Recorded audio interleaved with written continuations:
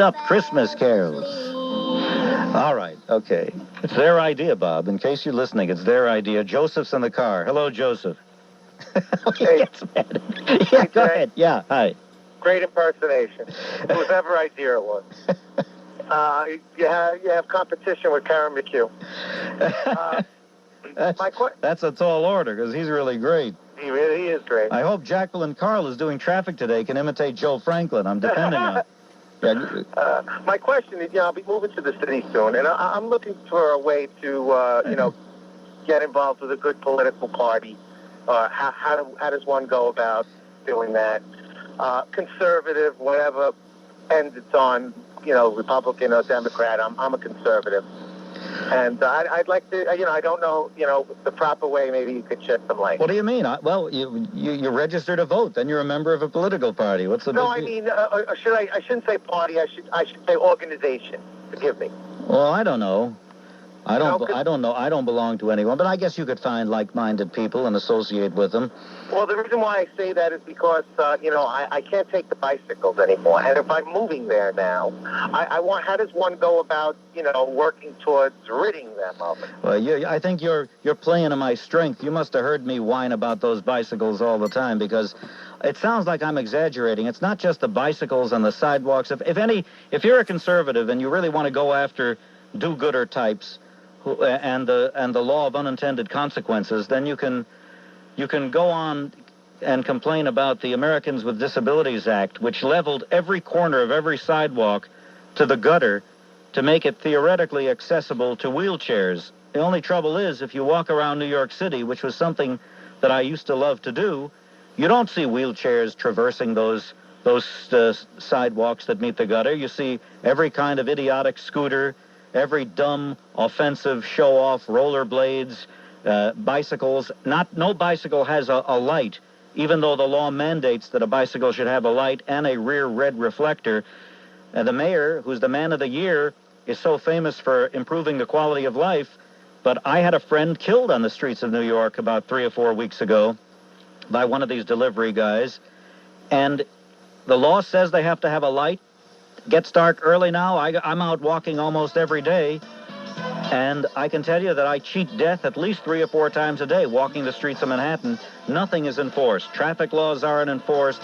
Bicycle laws aren't enforced. Scooter laws, nothing is enforced. So my advice to you is, instead of joining a political party, stand on the street and scream. This is Jay Diamond in for Bob Grant on Radio 710 WOR.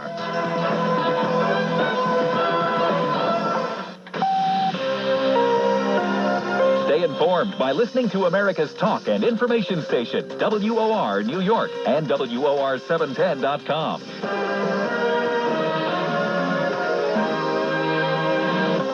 WOR News at 4 o'clock. Good afternoon. I'm Shelly Strickler reporting from the WOR News Center. It's mostly sunny, 43 degrees in Midtown, going down tonight, Christmas Eve, to the low 30s.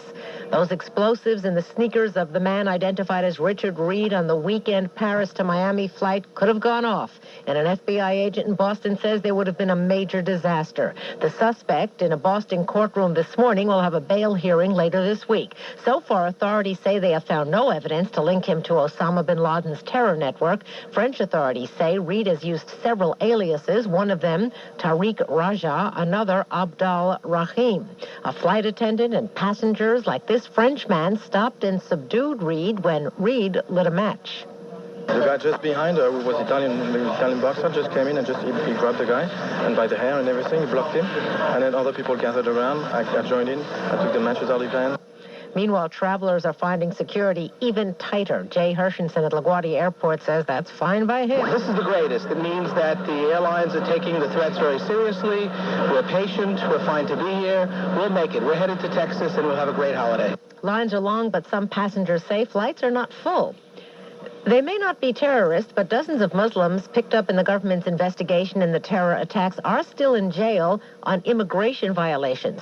Lawyers representing many of them wonder why these men are still here, why they haven't been deported. Correspondent Tim Schell visited one of the detainees in a New Jersey jail. While he admits to violating his visa, working as a cab driver without U.S. permission, Ahmed Al-Anani is no criminal.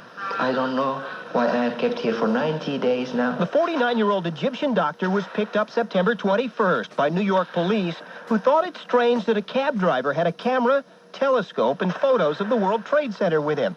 Alan, a poor-sighted avid photographer, was cleared by the FBI months ago. I don't deserve, sir, to be here. It's not clear why he hasn't been sent home yet. Alan is angry, but he says his love for America is still strong. That was Tim Scheld reporting. In Bethlehem, Christmas Eve is reported to be somber. Israeli Prime Minister Ariel Sharon prevented Yasser Arafat from celebrating Christmas with his annual pilgrimage. Sharon ignored pleas from Roman Catholic, Greek Orthodox, and Muslim clerics who asked him to reconsider. Sharon's spokesman, Ranan Giesen, justified the decision. You can't present yourself as the champion of Christianity, of peace on earth, when at the same time you're harboring terrorists and murderers.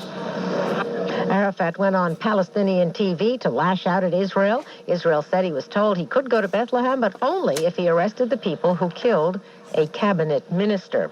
A special thank you from President Bush. The White House says Bush today called 9 men and women in the military to thank them for their help at the campaign against terrorism. Bush spending Christmas Eve with family at the Camp David presidential retreat. WOR time is 4:03. Time for our business update with Jill Schneider of Business Week. Jill. Thanks, Shelly. Markets ended pretty much flat after a shortened trading session. The Dow down just a fraction to 10,035. The Nasdaq lost a point. The S&P 500 down a quarter point. The biggest gainer for the blue chips was ExxonMobil, up 50 cents to $39 a share on reports that OPEC will cut production of crude oil to stabilize prices. Shelly? Thank you, Jill. WOR time 4:04. 'Twas the middle of winter, and poor dear old Dad and daughter and son were all very sad. Their aches, fever, and sneezing were a sure sign. This was no cold. They had the flu this time. But Dr. Mom knew what to do. She reached for a bottle of new Robitussin Flu. Robitussin Flu, Dr. Mom could see, would relieve all their flu symptoms and was alcohol-free. New Robitussin Flu, from the brand recommended by doctors, pharmacists, and Dr. Mom. Use as directed. Here's a message to all those Johnny-come-lately travel services claiming to be the belle of the ball. Bollocks! Only Priceline.com has got the patented name-your-own-price thingamabob that gets you the lowest deals on airfare, hotels, and rent.